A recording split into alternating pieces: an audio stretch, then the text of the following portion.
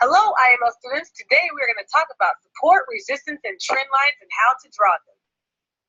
Before we get started, here's a little bit about myself. My name is Adeze Duncan, representing iMarkets Live. Some of you may know me from Forex 101 on IML TV. Also, I was an educator for 10 years, and now I'm here educating you on the facts and methods of Forex. In order to get started on this journey, you need to remember one thing and one thing only. I am a student, always. This is very important for you to remember and to remind yourself of often. You will hear me use this phrase frequently as a reminder that you are a student that is learning a skill that will pay you for the rest of your life. Make sure that you take your time and learn what you need to learn. Pace yourself. Do not compare yourself to anyone else's progress. Always keep a winning mind frame and you will do very well in this industry. Upon finishing this video, you should have a very good understanding of the following questions. Read through them quietly to yourself. As you are taking notes, make sure to pause this video in order to answer these questions. Before we talk about what support and resistance is, let's review. Remember, we talked about Japanese candlesticks, and if you don't remember, go back and watch the video titled Price Action, which was one that was before this one. Okay, so let's just review real quick. Remember, you have a Japanese candlestick. That's what this little structure is on the screen. The little skinny, pointy, prickly looking thing, that is called a wick, also known as a shadow or exhaustion. And then you've got the body of the candle, all right? So those wicks, remember, we talked in price action, they tell us a lot of information. They tell us a lot of information of what the market is indicating. Is it trying to go in a certain direction? It gives you a lot of information about which direction it's looking at going, okay? You remember that we talked about the OHLC chart. That's something that you want to make sure you recall. So if you do not remember, please go back and watch the video titled Price Action. Now let's talk about resistance. All right, resistance is one of the first things that we'll talk about. Resistance is like a ceiling. So if you see in this picture, you see how that wick was approaching the line, but it was not trying to go above the line. See, resistance is kind of like a ceiling where price struggles to get above it. So you see in this picture, here's another really good example, a like picture of resistance. You see how all of those wicks or how even price action came up to that area, that line, and had a hard time going through it. So when I say struggle, I mean that, price was on its way up there. Price makes moves up or down or sideways, but in this situation, price is making its move upwards and then it stalls. So that stalling point is what causes people to draw resistance lines. See, resistance is not like some specific or some special, magic line that everybody knows exactly where it is. Most people are all looking in similar places. So your resistance line, let's say I draw it where you see it right here on the screen, and maybe you drew it like a hair above that, and maybe somebody else on the other side of the globe drew it a hair below. Nonetheless, we all see how price is struggling in that region. And so that is why we draw a resistance line there. That resistance line is showing, it's just a symbol that this is an area where price is seemingly struggling. Okay, does that make sense? Now, much like resistance, you have support. Support is like resistance, except it's like a floor or it is a support. So in the same way you stand on the ground or on the floor and the floor holds you up, price is held up in this area. So no, obviously it's not literal. Price does not actually hold, or excuse me, the line is not actually holding price up, but you can see how price made its way down to that area, and you see how the wick is touching that line or near that line. That line is more of a region than it is an actual hardcore line, all right? But support is like a floor. It holds price up. So here again is another picture of the actual market with an actual support line. So remember what I was talking about with resistance. That line is not a magical line that, everybody all across the world has the same line in the same area. It is just a guesstimation of where I see price has been turning around. You see price has been turning around. She and he sees price turning around. So it's more of like a guesstimation than anything. It's a region where price has come down and gone up. Now, the reason why you want to draw these kinds of lines is because you're creating a map. You're basically mapping out what price is doing. All right. So you can see how price came down the line, came down to the line at one time, and then it turned around and went up. Then it came down to the line again. And then what happened? It turned around and went up. So now you see price approaching that same area. All right. What are you going to be thinking that price is possibly going to be doing? Probably turning around and going back up. Now, we have no crystal balls. Nobody gets to say what's really going to happen. But what you do get to do is start to create a map of what you think price is going to do. So as of right now, because it's above the line, we're looking for the possibility that price will come down to it again and turn around. So in this picture right here, you also can see that it says support can become resistance and resistance can become support. So what does that mean? Well, really, support is only support if price is, above it and is bouncing off the top of it, meaning if price has come down to it and has found support, meaning it hasn't broken below. Resistance is only resistance if price is below that line area. So price is going upward, approaching that line, but not going over it, okay? So the only reason why a line is support or resistance, it really just depends on where price is actually located at that given time. So now you can see how that same area, that same region that we called support can become resistance. You see how it's been touched multiple times. You've got support here and you've got resistance over there.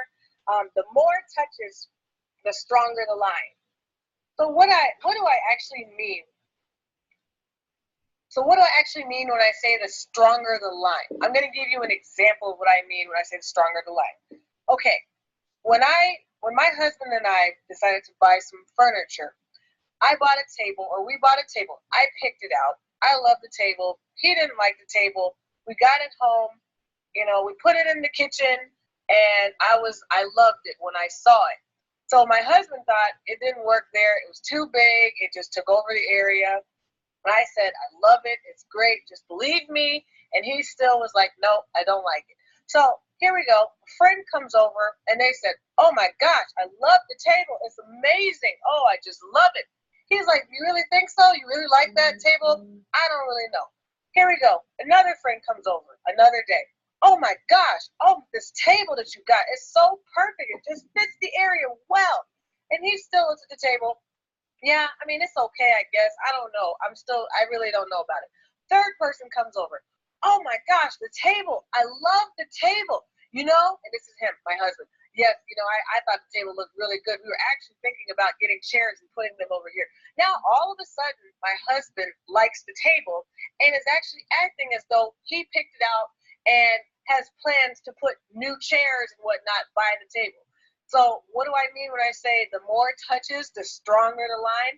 In the same way that my husband needed at least 3 other people to come by and reassure him that the table is amazing. Now all of a sudden he loves the table. In the same way, the more times price touches the line, the more we as traders think that this is an area where price is going to react. I hope that makes sense. Something else you want to keep in mind in regards to support and resistance zones. I want you to know that they're not like this perfect little line that you draw where, price has to come and touch this perfect little line. They're more like zones or broad areas. So the reason why I have them drawn as zones or broad areas is because not everybody is going to be looking at the exact same place, but they're all going to be looking around the same area. So when you think about price and it having a reaction, maybe you drew the line about 5 pips below somebody else on the other side of the globe. But everybody across the globe all sees the same area. So when you draw them, make sure you draw them more like areas. If you put a line there, know that price can react anywhere near, below, or slightly, or above that area that you drew, okay? So now let's talk about how do you actually draw support and resistance. I talked about what they are. Now let's actually get into how would you actually apply and draw them. And guys, after you watch this video, I want you to go to TradingView or MetaTrader 4, and I want you to actually practice looking for what I'm about to talk about next. Start practicing drawing these immediately. So now, looking at this actual frame, you see here how price goes up and then it turns around, or price is going down and it turns around. I like to call these major reversal areas. Nothing, rocket science, nothing amazing. You can see that it was an area where price reversed majorly. It wasn't like, I'm just kind of slightly chill and, do a little dip and then keep going up. It was a complete U-turn, complete turn. So those areas I call major reversal areas. It comes down to how you see them. What do you determine a major reversal area? It doesn't have to be perfect. It just has to be a major reversal area. So when you see one of those areas where price came and did a major turn, that could be an area of support and resistance. Remember, a support line is resistance. It depends on what side price is on. Okay, so looking here at the picture, you see where I drew those lines? Most likely, you would have drawn those lines similar in those same situations. The problem is you don't actually have to draw like 50,000 lines. You want to always start where price is currently at and draw your lines starting there. That's where you would want to do it. And if you want to actually have, more interaction and see how I draw them, or even be able to ask questions, please come to my channel on Forex 101, where I talk about drawing these lines regularly. So this is just, obviously you can only see it in the still frame, but I want you to actually practice this. Look for where you see major reversal areas. Now look at this one. You see how in this one there is no lines, there's nothing going on this slide. Okay, if I just showed you the slide and I said, hey, so what do you think price is going to be doing? Where do you think price is heading? Especially people who don't know anything about, marking up their charts, probably assuming people who are on this, actual video right now. If I showed you an empty slide with nothing and I said, okay, so tell me where price is heading, it's going to be very hard. Maybe you could say it's going down. Maybe you don't realize it's actually on its way up. Maybe you don't realize that. But when you actually put the lines in, then it becomes more clear. Now, here's that exact same picture, but with the support and resistance areas drawn. Now, when you look at it, maybe you guys are noticing that, okay, price was going down, but now it's reaching that area of support. And I'm thinking, if price gets to this area, I think it's going to turn around. So I'm going to be looking for a buy. Now, here's the really cool thing, guys. I looked at this exact same frame. This frame was taken, about, I'd say, from the time of this recording, this frame was taken about about 2 weeks ago. I took this picture about 2 weeks ago from the time of this recording. At that time, I was saying, I did a presentation and I said, look, if price gets to this area, then I'm going to be looking for a buy. Now, if you go ahead and log onto your computer and you look at the same exact area, you will see that price did in fact come down to that area and turn around and go all the way back up. It did exactly what it did in the past. So it's worth drawing these lines to show or to create a map. Does this happen every single time? No, but what you're doing is you're creating a higher probability trade. Every time you trade, you're not going to win. But what you want to do is you want to increase the probability of you winning. And you can do that by drawing these lines and creating these nice if-then statements. You can see in this slide, again, I talk about if-then. If price is here, then I will be watching for this area. So you see how it says I'm watching this area? That actually means I am looking specifically at this area to see what the price do in the past. And as you see where that other area, where that other arrow is pointed, you see how price came down and turned around. Just as I said in the last slide, I talked about how price did exactly what it did in the past. You want to be looking for what price has done in the past to get an idea of what it could do in the future. Okay. You also keep in mind that if price is above that area, then you want to be more partial to be looking for buys. If price is below, then you want to be more partial for looking for sales. By now, you should have a good understanding of the following questions. Read them quietly to yourself, and when you are finished, go on to the next video in this series. Thank you so much. My name